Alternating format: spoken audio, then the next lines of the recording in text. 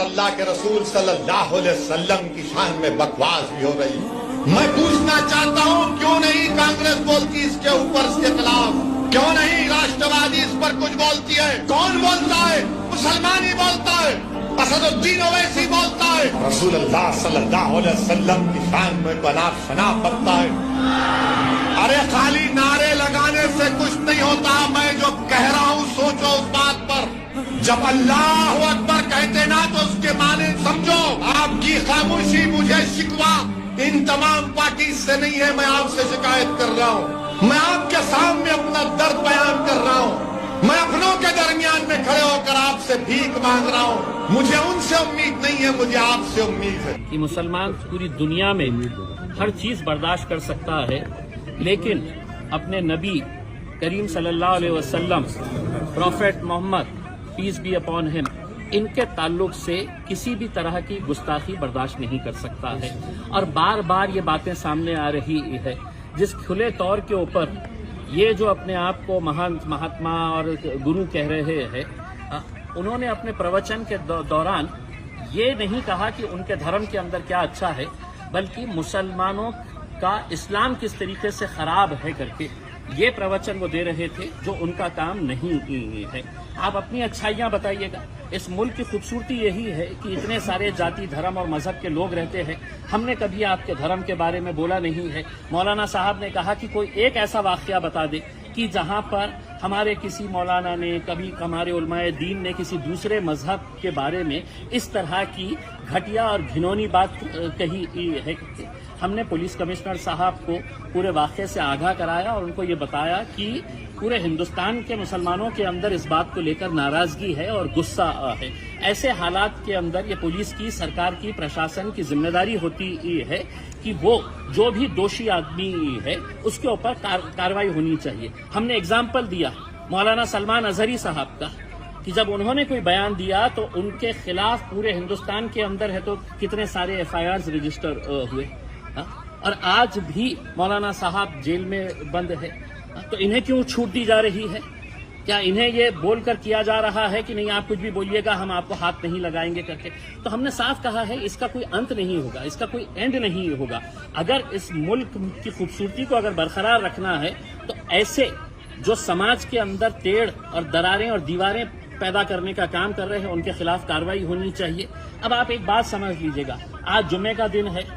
आज 3 अलग अलग शहरों के अंदर, नासिक में हिंदू सकल समाज की तरफ से मोर्चा निकाला जा रहा है, नमाज के वक्त निकाला जा रहा है। इजाजत कौन दे रहा है?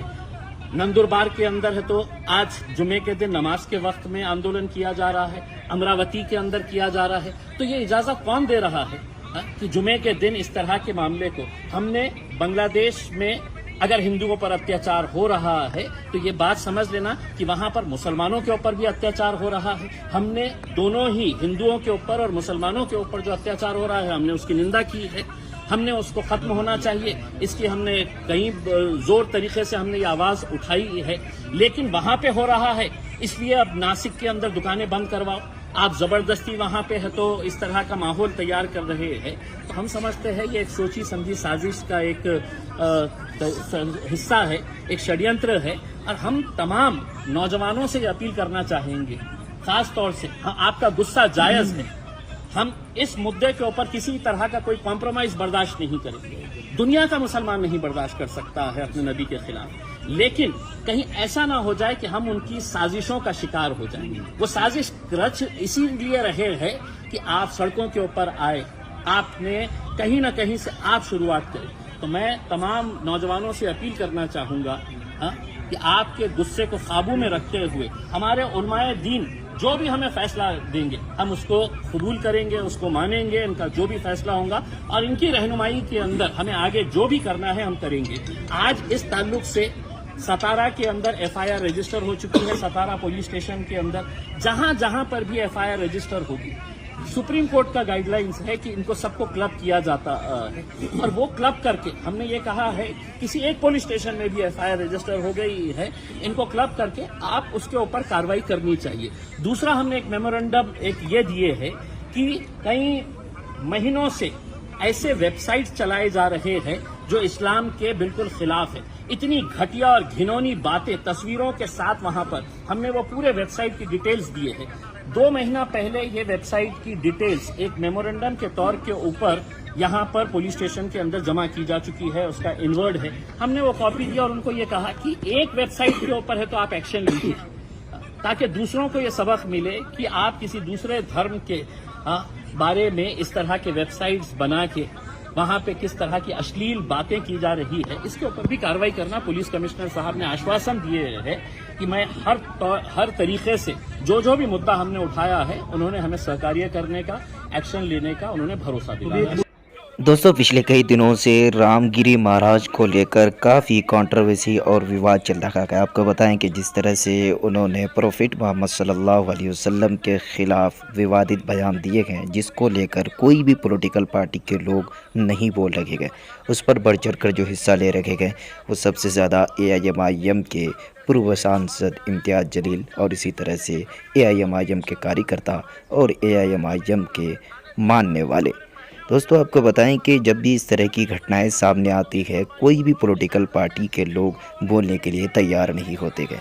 ये रामगिरी महाराज जो उन्होंने बहुत ही बुरी तरह से प्रोफेट मोहम्मद सल्लल्लाहु अलैहि वसल्लम के ख़िलाफ़ उल्टी सीधी बातें की हैं, लेकिन अफसोस की बात यह है कि कुछ पॉलिटिकल पार्टी के लोग उसके समर्थन में उतरे हैं।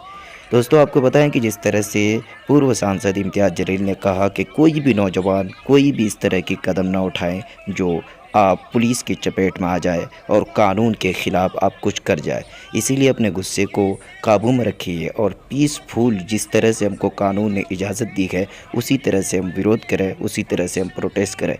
कोई भी इस तरह की कदम न उठाएं जो हमको खामियाजा भुगतना पड़े। आपको बताएं, इम्तियाज़ जलील ने ये भी आश्वासन दिया और ये भी चेतावनी दी और नौजवानों को ये भी कहा कि कहीं ना कहीं इस तरह की साजिश रचाकर आप लोगों को अपने चुंगल में लेने के लिए इस तरह की साजिश रचा जा रहा है। इसलिए हम लोगों को कोई भी इस तरह की अदर कानून जो हमारे संविधान इजाज़त नहीं दिए हैं उस तरह के कदम न उठाएं। हम संविधान के मुताबिक बाबा साहब अम्बेडकर ने जो हमको पीसफुल प्रोटेस्ट करने का, जो हमको कानून के मुताबिक हमको करने का जो अधिकार है उसी के मुताबिक करें, न कि हम किसी तरह से कानून को पार न कर जाए, ये इम्तियाज़ जलील ने कहा। और जिस तरह से आपको बताएं कि इसको लेकर काफ़ी जगह लोग प्रोटेस्ट भी कर रहे हैं और अफसोस की बात यह है कि ये बयान देने के बाद, रामगिरी महाराज बयान जब दिए उसके बाद कुछ पॉलिटिकल पार्टी के लोग स्टेज के ऊपर उसको सम्मानित किया गया और उसको फूल के माला से इस्तकबाल किया गया और उनसे कहा गया कि आप सही कर रहे हैं, कोई गलत आपने नहीं कहा है। अब बताइए, इस तरह के अगर लोग, ज़िम्मेदार लोग अगर इस तरह के विवादित बयान के अगर समर्थन करेंगे तो कहीं ना कहीं आप हिंदुस्तान की जो है डेमोक्रेसी और जमहूरियत को कमज़ोर करने की कोशिश कर रहे हैं। बाकी आपकी क्या प्रतिक्रिया है आप कमेंट बॉक्स में जाकर ज़रूर बताइए। वीडियो को शेयर कीजिए, चैनल को सब्सक्राइब कीजिए।